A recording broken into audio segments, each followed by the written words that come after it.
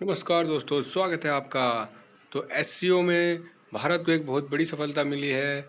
SCO ने कहा है कि वह आतंकवाद के खिलाफ भारत का साथ देगा।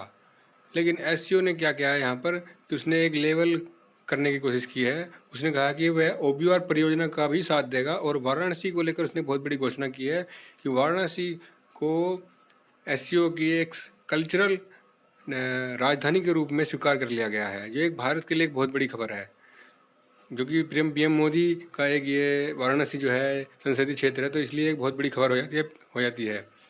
तो शंघाई सहयोग संगठन यानी एससीओ के शीर्ष नेताओं की शुक्रवार को ऐतिहासिक शहर समरकंद में बैठक चली और उसमें यह घोषणा की गई है कि आतंकवाद के मुद्दे पर एससीओ भारत के साथ खड़ा रहेगा।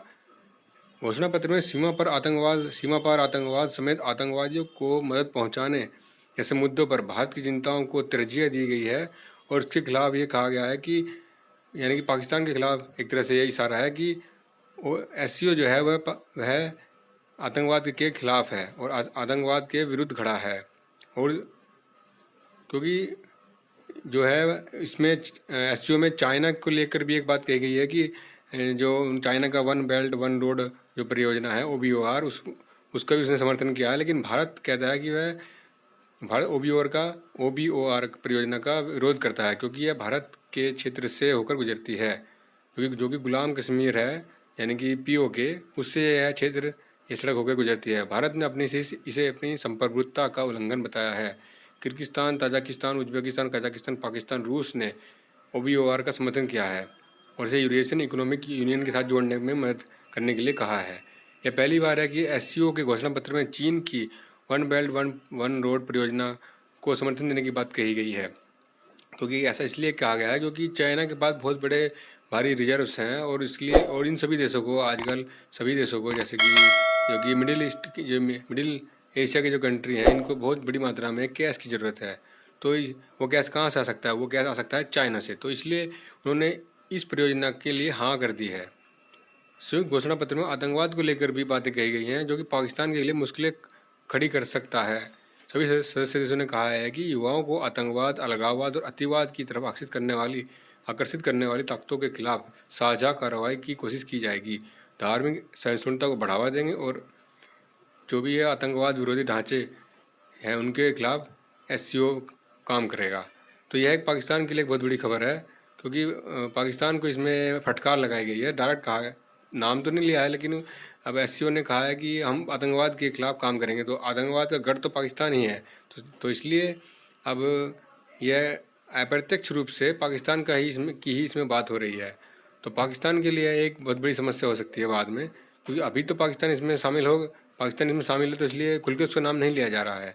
लेकिन बाद में जब कभी यह संगठन एक बहुत बड़े स्तर पर काम करेगा, भाई यदि भविष्य में काम किया तो पाकिस्तान को या तो इससे निकाल दिया जाएगा और या फिर पाकिस्तान को अपनी ये नीति छोड़नी पड़ेगी। अगर जब वो नहीं छोड़ता है तो उसको इससे निकलना ही होगा। तो आतंकवाद के मुद्दे पर एससीओ अब काफ़ी सख्त हो गया है और पहली बार उसने आतंकवाद के मुद्दे पर साझा रणनीति ये की घोषणा की है। तो वाराणसी को एससीओ ने पर्यटक और सांस्कृतिक राजधानी घोषित कर दिया। ये भारत के लिए एक बहुत बड़ी खबर है, क्योंकि इससे पहले ऐसा कभी नहीं हुआ था और पहली बार पर्यटक और सांस्कृतिक राजधानी घोषित किया गया है वाराणसी को। एससीओ में शामिल सभी देशों के नेताओं को इसका समर्थन किया है, सभी देशों ने। तो प्रधानमंत्री मोदी ने आगामी वर्ष के लिए वाराणसी को समूह की पहली पर्यटक और सांस्कृतिक राजधानी के रूप में समर्थन करने के लिए सभी सदस्य देशों का धन्यवाद दिया है, क्योंकि ये वाराणसी जो है अपने आप में एक ऐतिहासिक शहर है। तो भारत के लिए और पूरे एससीओ के लिए एक बहुत बड़ी ये खबर है कि जो है सांस्कृतिक राजधानी बनाया गया है वाराणसी को। और उधर वेस्ट में क्या चल रहा है? वेस्ट में ये चल रहा है कि मोदी ने पुतिन को यूक्रेन पर जो वार चल रही है उसके ऊपर उन्होंने उसकी खिंचाई की। वाशिंगटन पोस्ट में एक खबर छपी है, तो उसमें एक क्या खबर है? उसमें खबर है कि अमेरिकी मीडिया में रूस के राष्ट्रपति पुतिन को यह बताने के लिए प्रधानमंत्री मोदी की शुक्रवार को सराहना की जा रही है, यानी कि वेस्टर्न मीडिया में मोदी की तारीफ हो रही है। वो तारीफ इसलिए हो रही है कि द वाशिंगटन पोस्ट ने शीर्षक दिया है कि मोदी ने यूक्रेन में युद्ध के लिए पुतिन को फटकार लगाई। देखिए, इतने बड़े देश के नेता और वो रसिया भी एक बड़े देश का रशिया भी एक बड़ा देश है, तो भारत का प्रधानमंत्री उसको सार्वजनिक रूप से फटकार तो नहीं लगाएगा। ये एक मेंटेन यानी डेकोरम के खिलाफ है।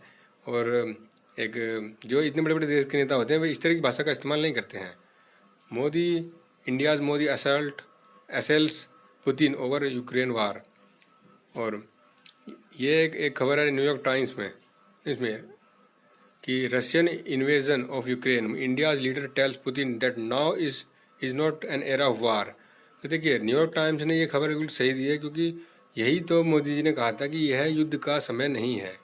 जब उन्होंने रशिया के राष्ट्रपति पुतिन से बात करी तो उन्होंने कहा कि यह युद्ध का समय नहीं है और भारत इसमें चिंतित है। तो यूक्रेन युद्ध पर रूस के राष्ट्रपति ने ये कहा कि हम भारत की चिंताओं से अवगत हैं और हम चाहते हैं कि युद्ध जल्द से जल्द समाप्त हो जाए, लेकिन यूक्रेन जो है अब युद्ध रोकना नहीं चाहता है। वह चाहता है कि वह लड़ाई करके जीत के इस युद्ध को समाप्त करे। तो इस पर जो है रूस के जो राष्ट्रपति उन्होंने साफ साफ कह दिया है। लेकिन भारत के राष्ट्रपति ने पहली बार खुलकर दुनिया के सामने रूसी राष्ट्रपति से ये युद्ध के यूक्रेन के पक्ष में आकर रूस के खिलाफ जाकर ये बयान दिया है। तो इसलिए वेस्टर्न मीडिया इसको हाथ ले रहा है, क्योंकि वेस्टर्न मीडिया चाहता था कि भारत इसके रूस के खिलाफ कुछ ना कुछ तो बोले, लेकिन भारत इससे बच रहा था। लेकिन आज पहली बार भारत ने SCO समिट में पहली बार रूस के खिलाफ ये शब्दों का प्रयोग किया है। तो इसलिए वेस्टर्न मीडिया बहुत बड़ा चढ़ाकर इसको दिखा रहा है, लेकिन ऐसी कोई बात नहीं है। भारत ये बात पहले भी कई बार कह चुका है कि हिंसा को दोनों पक्षों को छोड़ना होगा। और इस बार भारत ने रशिया के जो PM है और राष्ट्रपति है उनसे डायरेक्ट कह दिया है। तो इसलिए यह बात अमेरिका की जो मीडिया है, वेस्टर्न मीडिया है, उसको जोर शोर से उछाल उछाल के बता रही है। अमेरिका के विदेश मंत्री टोनी ब्लिंकन ने शुक्रवार को कहा कि भारत और चीन के नेताओं द्वारा यूक्रेन युद्ध को लेकर रूस के राष्ट्रपति पुतिन के समक्ष चिंता व्यक्त करना यह दिखाता है कि विश्व इस आक्रमण के पक्ष में नहीं है। आप चीन भारत से जो भी सुन रहे हैं वह यूक्रेन पर रूस के आक्रमण करने केवल यूक्रेन के लोगों बल्कि पूरी दुनिया के लोगों और देशों पर असर को लेकर विश्व की चिंता दिखाता है। असल में वे कह रहे हैं कि भारत और चीन जो रशिया पर जो दबाव बना रहे हैं वह बिल्कुल सही है, क्योंकि वेस्टर्न मीडिया भी यही कर रहा था। लेकिन मैं इसमें ये वेस्टर्न मीडिया की हिपोक्रेसी कहूँगा, क्योंकि वेस्टर्न मीडिया क्या करता है कि वेस्टर्न जो देश हैं वे एक तरफ तो रशिया को वार के लिए हथियार दे रहे हैं और दूसरी तरफ रशिया से कह रहे हैं कि आप युद्ध रोक दें। तो ऐसा कैसे हो सकता है? जब आप युद्ध के पक्ष में ही नहीं हो तो आप उसे हथियार भी मत दो।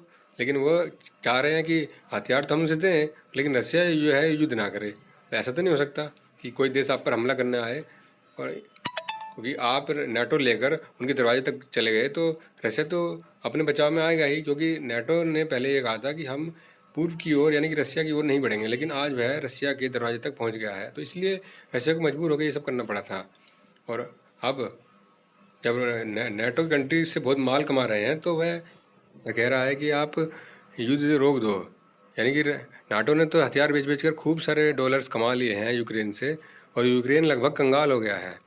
तो अब वे चाह रहे हैं कि रशिया युद्ध रोक दे, लेकिन ऐसा हो नहीं सकता, क्योंकि रशिया अपने नेशनल इंटरेस्ट को देखकर ही युद्ध को रोकेगा। रही भारत की बात, तो भारत दोनों पक्षों से ये कहता रहा है कि आप युद्ध ना करें, युद्ध किसी के पक्ष में नहीं होता है। युद्ध से खाद्य संकट भी बहुत ज़्यादा बढ़ गया था। अभी हमने देखा पिछले कुछ महीनों में गेहूं की कीमतें बहुत बढ़ गई थी। तो इसलिए युद्ध अच्छा नहीं होता है, लेकिन वेस्टर्न मीडिया इसको अपने तौर पर अपने रूप में इस्तेमाल कर रहा है।